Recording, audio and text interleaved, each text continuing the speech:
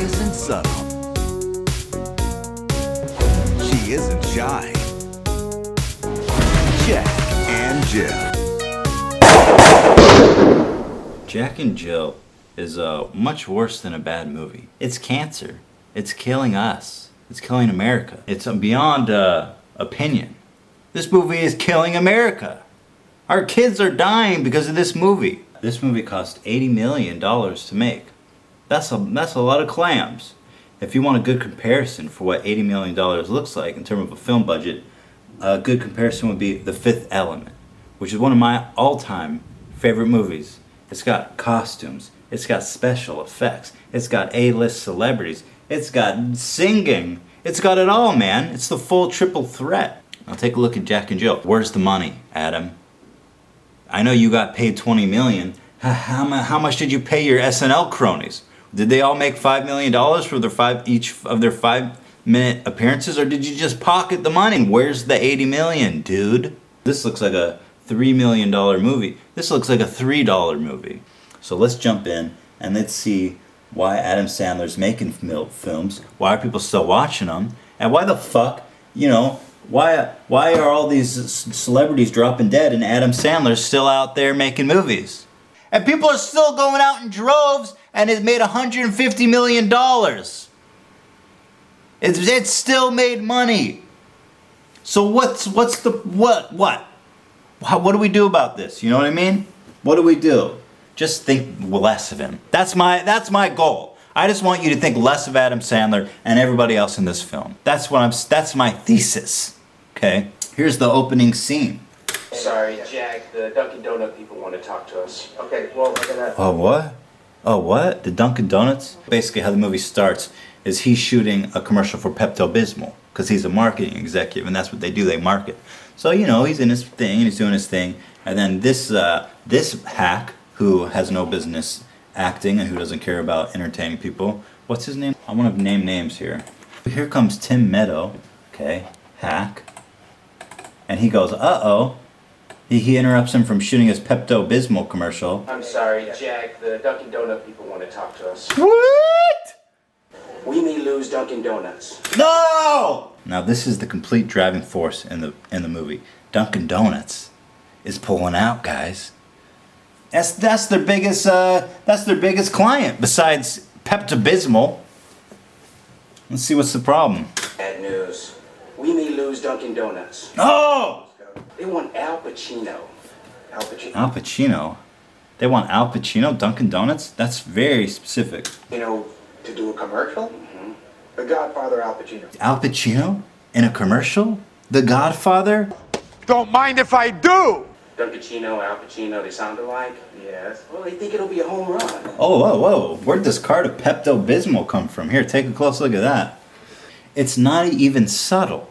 They're literally leaning on a cart full of Pepto-Bismol products and acting like, hey, this is just what's going on. There's a cart full of Pepto-Bismol products, man. Hey, anybody need any Pepto-Bismol? The Pepto-Bismol cart's on set. Boom! He's like, oh man, I'm so stressed. Ugh. I'm having ulcer problems because I can't get this Dunkin' Donuts commercial. I need to drink my Pepto-Bismol. Ugh. And it's such a weird choice too. Like, what are they trying to make Pepto-Bismol hip again? Oh man, I'm having a lot of digestion problems, but I'm afraid to pick up Pepto-Bismol because I just don't think my friends will approve of that. They're gonna think that I'm not cool if I'm chugging Pepto-Bismol. But hang on, I got a solution to that. Let's put it in an Adam Sandler film, and that way we can connect with our male demographic there and make Pepto-Bismol a little bit more cool. Pepto-Bismol, brought to you by Pepto-Bismol. Adam Sandler presents a Pepto-Bismol commercial. Yes. Well, it'll be a home run. Of course it would be a home run. If you would ever do it, what you want. We'll never... If you would ever do it, what you want. Something tells me he might just do it. Wow! Al Pacino! It's not Al anymore. It's Dunk! But it's in the context of a movie, so it's not really an advertisement. Right? Yeah, you're all set for the cruise. You guys leave a week after Hanukkah. Okay, all right. There's some good news. Hey, do you think Jeff Dunham would ever do a Moisturizer commercial? Boy, my hands are dry. Aren't your hands dry, Hila? Do you need some lube? Here, let me get you some. Here. I just need to use some of this Jeff Dunham lubricant. Oh, is that a Diet Coke? He's holding it so conveniently placed towards the camera. It's almost hard to believe that's a coincidence. So cool. She doesn't look Jewish at all. Wow, that was anti-Semitic. I've got a license to make Jewish jokes. My name's Adam Sandler. Would you like some Pepto-Bismol or Diet Coke? How about a bite of Dunkin' Donuts starring Al Pacino as Dunkin'? I'm Adam Sandler. Have you heard the one about the Jew and the Dunkin' Donut? He made a bunch of money and made a shitty movie and got paid a lot of money to fool people into thinking they were being entertained when actually they were being just completely advertised to and used as pawns in this game of being Jewish with Adam Sandler. Yeah, again, you can't say that. Chug that shit, boy. He's stressed out. I mean, that's 2 chugs of Pepto in one scene. Come on, boy.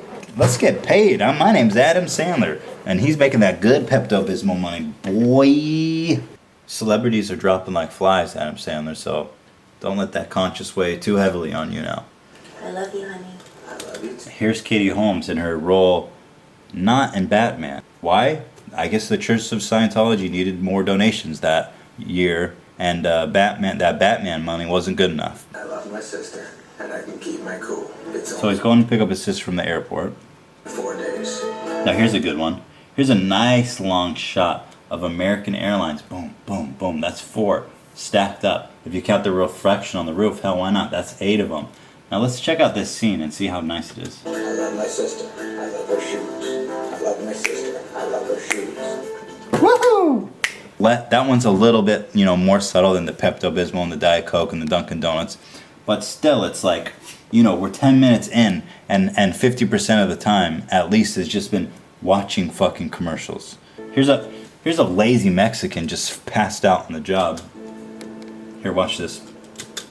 You expect him to say something or interact or be a character or something, when you see. It goes back to the old adage about writing. If you're going to hang a gun on the wall, you better use it. You can't just show it. You got to do something with it. So you expect, here's this goofball Mexican who's just a lazy piece of shit. He's literally just sleeping on the job right in the middle of the fucking hallway. I mean, it doesn't get any more lazier and stupid Mexican than that, right? Here's the depth of this joke, guys. Here it is. Watch. Well, That's it. The character is done. That's the whole depth of that character. And that was a joke. They wrote that. They wrote that down. They're like, okay, Adam Sandler, enter the airport. Lazy Mexican, sleeping. Close-up of lazy Mexican. End of character. Is this a movie? Is this a movie, guys? If you have a comedian playing more than one character, as different gender especially, you've got a cancerous movie on your hands. Now here you don't have just 2, you got 3. He plays the fucking bird. Let's take a look at Adam Sandler's performance as a bird. really, really love your shoes. You are so weird. Isn't he weird, Poopsie? Where were you? Poopsie gets it. Yeah, Poopsie really gets it. She always did get it, huh? She always loved getting it. Here they are writing in the office, here writing the script. Adam Sandler's driving home with his sister, Adam Sandler, in a car. Bird's in the back. Adam Sandler rolls down the window. Bird gets blown against the cage. Is that before or after the lazy Mexican close-up? Oh, that comes after the lazy Mexican. Are you sure maybe we should put the bird against the cage before the lazy Mexican? Well, I think if we put the lazy Mexican before the bird, then it has a better impact because, the lazy Mexican really softens them up and gets them ready for the bird against the cage joke, which I think is really going to shine in context to the lazy Mexican. Brilliant. Okay, now when does the next advertisement come up? Okay, we're coming up now with it. We don't want to have too many jokes and not enough advertisements because then you actually get a movie. Now what we want is an advertisement with some jokes for an hour and a half. So we need to make sure that our jokes amounts is low and we need to keep balanced here. Movie advertising, we got to keep it in the right place here. The kitchen and the big.